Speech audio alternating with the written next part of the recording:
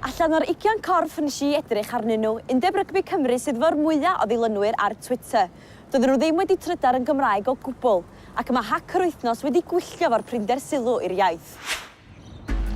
Helo, Eben Miws dwi, a mae gen I ddiddordeb brwd mewn lot o chwaraeon. Ond yn ddiweddar, mae cefnogi'n tîmau cenedlaethol ni wedi dod yn dipyn anoddach. Na, cyn I chi feddwl, dim oherwydd perfformiad siomedig carfan rygbi Cymru yn Africa, na chwaith oherwydd methiant tîm pêl-droed Cymru I gyrraedd cwpan y byd. Be sy'n gwneud i'n anodd I fi ydy eu hagwedd nhw tuag at y Gymraeg.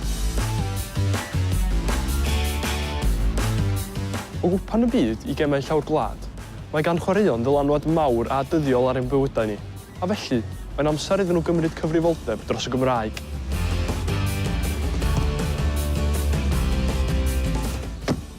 Fel Cymro ifanc sy'n gweld gwerth yn y Gymraeg, dwi'n teimlo fod diffyg defnydd cyrff fel Undeb Rygbi Cymru o'r iaith ar y we yn hollol warthus. Yn 2005, mi wnaeth Undeb Rygbi Cymru ddatgan eu bod nhw'n chwilio am ffyrdd I ymgorffori'r iaith Gymraeg yn ei gwaith, a hynny'n enwedig drwy lunio fersiwn Gymraeg o'i gwefan. Erbyn 2008, doedd yna dal I'm golwg o'r wefan. Yn y flwyddyn yna, mi roddodd Llywodraeth Cymru 50,000 o bunnoedd I Undeb Rygbi Cymru. Un o'r pethau oedden nhw wedi wneud efo'r arian yna oedd creu gwefan Gymraeg. A dyma ni, 2014, dal dim gwefan, dim ond tudalen gadw. Bron I ddegawd yn ddiweddarach, dyma'r neges gan Undeb Rygbi Cymru. Yr ydym yn y broses o ddatblygu fersiwn Gymraeg ac yn anelu I gyhoeddi'r wefan newydd yn y dyfodol agos. Mae nifer o siaradwyr Cymraeg yn y sgwad rygbi presennol, ac mae'n iaith swyddogol i'n gwlad ni.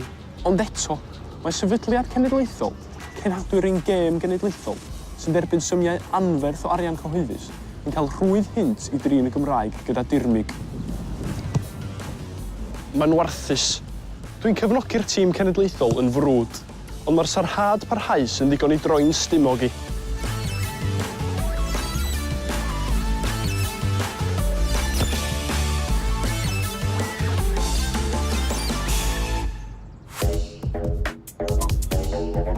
Doedd Undeb Rygbi Cymru ddim eisiau gwneud cyfweliad, ond mewn datganiad, dywedodd llefarydd ei bod wedi darparu gwefan rhannol ddwyieithog am gyfnod ar ôl derbyn yr arian cyhoeddus yn 2008. Yn y datganiad, maen nhw'n dweud bod y wefan wedi cael ei hailawnsio 2 flynedd yn ôl ac mae dim ond un Saesneg gafodd ei chreu ar y pryd.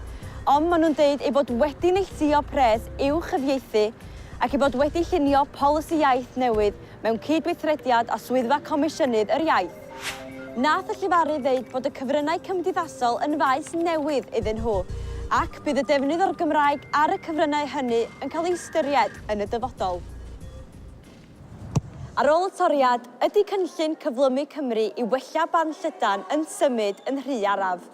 Ni mewn fel black spot. Sa'n deall beth sy'n bod yno ni.